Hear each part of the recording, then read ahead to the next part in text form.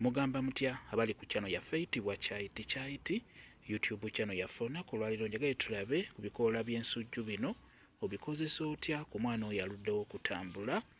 Kati ofuna ebikoola by'ensujju nga bw'obiraba byebyo, ofuna obukoola obwo obubeera bukyali obuto bw'olina okufuna nga bw'olabaako.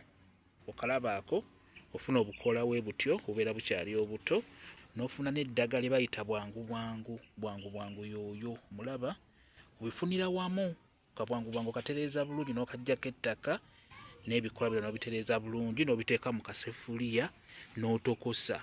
Bwe bijja bijjeeko beera ng'obiteeka mu bbaafu, bikwate ebyo by'ofumbye nga biwoze nga bisigaddemu kibuguumirize, beera ng'obivumbavumba omwana mu magulu, muvumbevumbe mu nnyingo. Omwana oyo abeera aluddewo okutambula, beera ng'omuvumbavumba eddagala lino mu nnyingo, kutandikira mu kiwato, mu maviivi ne mu bugere wansi. Beera ng'omuvumbavumba eddagala lino lijja muyambako okubeera ng'atandika okusimbula, atandika okutambula, atandika okwavula.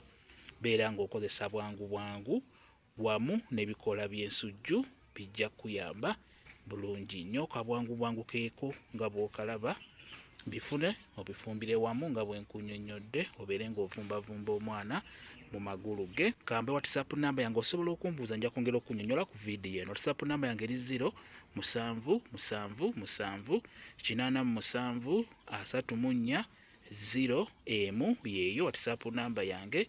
Mwebale kubeera ku channel yaffe eyitibwa Kyaiti YouTube channel yaffe. Kyembasaba mugende mu maaso n'ogyegattako mubeere bulungi. Mweraba.